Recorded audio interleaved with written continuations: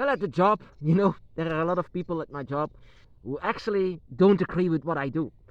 And actually, I couldn't care less for what they are saying. I couldn't care less because back in the day, I cared a lot because I was so afraid to tell anyone about the Dragon's Path. Actually, I shouldn't tell anyone about the Dragon's Path because it's mine. It's mine. And sometimes people say it's your choice. Well, actually, the Dragon's Path is not a choice at all. Not at all. You know what the Dragon's Path is? An acceptance. It's something that you accept to be. And in the beginning of my path, I did not accept it because I felt lower than the dragon. You know what the Dragon's Path actually is, my brothers and sisters? In the beginning, especially in the beginning, a very lonely path because I felt so alone. I mean, I thought that I was going crazy. I saw dragons. I saw dragons by my side and I had such a high connection with them. I wanted to tell everyone in the entire world. I wanted to tell and shout it from everywhere. I can see dragons. I believe in dragons and I love dragons. And you have to remember, my brothers and sisters, why do you love dragons so much? Why? Because there are a lot of people that don't understand you at all. Why you love dragons so much. Why you are hurt whenever a dragon dies inside of a story. Why do you actually care for dragons? Because they are just, that is what they say at my job, they are just animals. Why do you care for animals so much? Well, I do care for all of the animals in the world. Actually, I have to be honest with you, my brothers and sisters. I care much more about animals than I do for humans. And I can see sometimes I can connect with animals as well, other animals. Sometimes I feel oh my goodness, a mosquito. Don't kill them. I don't kill them at all. I just have to be careful, not so that they will not sting me. So that is how much I care actually for animals. I do care so much for them because there is something much more of draconic inside of them than there is inside of humans. And sometimes I can feel the energy inside of humans being very animalistic.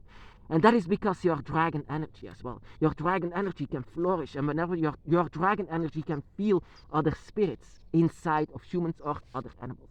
And sometimes when you cross another human, it can be that you can feel the spirit of a wolf inside of someone else, or the spirit of a fox inside of someone else. Sometimes you can even feel the spirit of a pig inside of someone else. It's not bad. I don't look down at any animal. I love pigs. I love chickens. I love them and I will never eat them. So because their spirit is just as same as humans, just the same. And as a dragon witch, I can feel that. I can feel that is just the same. So yeah, in the process of being, so people say that I'm crazy. I say to them, it's not a choice. It's not a choice at all that I had. You just had time. In 2005, when I met my dragon for the first time, I wanted to shout it out for everyone what actually the truth is. What is the truth of what you see? My truth, if what I saw and what I experienced was that dragons are real. Dragons can have a connection with you. And I want to say the entire world what this is. But of course, yeah, the entire world, humanity, of what this is. But yeah, acceptance is something different. So this pastor came to me. He's half-time pastor, half-time working with us. And I said to him, actually, I've seen dragons and dragons are my gods. And he said, yeah, then this is actually... First of all, he said, yeah, it's demonic. An attachment is something demonic. I said, it doesn't feel something demonic. It feels right. It feels correct. And that is what you also have, my brothers and sisters. What you feel for dragons, it feels correct. It feels right. And other people just cannot understand this. They cannot understand. And that is why sometimes I say, screw it. I don't mind telling you what I experienced, because after a while everyone is saying how crazy I am. Then you get sick and tired of this, that you don't want to hear how crazy I am, because I was telling this to myself, how crazy I become, because I can feel and experience dragons. And I have experienced a lot of paranormal activity as well in outside of my own hands. In the beginning, when I was awakened, I had a lot of experience as well of things that are not normal, you can say. Things that happened to me, like seeing and experiencing other spirits as well, or other things. You know what you unwake, what you awake, actually what you unlock whenever you are awakened. You unlock and awaken an enormous power inside of you. And other people might not understand this. This is going to be a very lonely path.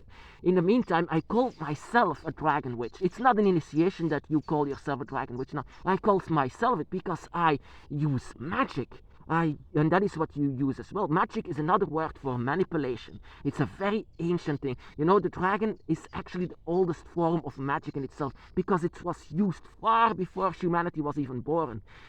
So humanity tried to mimic what the dragon actually do, so the manipulation of it. But out of you it comes naturally. You open gates that shouldn't be opened. The dragon's gate opens because you want it, you desire it. It's magic, it's manipulation. It's something that lives inside of you whenever you are awakened. That is the reason why you can call yourself a dragon witch, because your desire for the dragon is so enormous that you are using magic. So I wanted to say this to the entire world. So this pastor came to me. This pastor say how demonic an attachment is. I say it's not. Well, that is your choice, he said. Well, actually no, this is not a choice. Whenever you are awakened by the dragon, it's because it's supposed to be this way. It always has supposed to be this way. There is not just one God. There are so many gods, and some of these gods are the meaning that you are here. Because of them, they are here. It's not just Yahweh. It's just not just whatever God you are worshipping. There are so many of them, so many creators, but there are some of them, or maybe even one of them, that is actually creating your soul. And I call her, for example, my goddess Tiamat. And that is what I simply hate at my job, because there are a lot of people that are religious, and I say, this is my goddess Tiamat. They don't want to hear it. And then he said, it's your choice. Well, actually, it's not a choice. It was the choice of my dragon. It's an acceptance. It's something that you need to accept of what you actually are. Of course, in the beginning, it's a very lonely acceptance. It's yeah, of course, from one moment to another, I can do magic. I can see dragons, and I was fighting against myself of seeing myself as a dragon, because that was the most difficult part for me, to see myself as a dragon. Because I felt it inside of me. It felt more lonely than ever. Of course, it's lonely because humans cannot relate to this. But of course, it was not lonely because I had a dragon by my side. I had a dragon that was. I loved my dragon so much that I want to do so much manipulation for it. I didn't mind. For 7 years, they said how crazy I am, how insane I am, how demonic I am, how such a witch that I am. Of course, I am a witch. But I didn't mind. I didn't care. That is how strong a relationship with your dragon can be. 7 years. 7 years they looked down on me. And then I finally met you, my brothers and sisters. I finally knew that I was not alone. Even though I thought that I was alone for 7 years, but I wasn't. Of course, in these 7 years, I continued in quietness. I made my dragon altar. I came before it. And I just saw and experienced things that are so amazing. Things that you can say what dragons can do from magic is amazing. So yeah, this is how you become a dragon witch.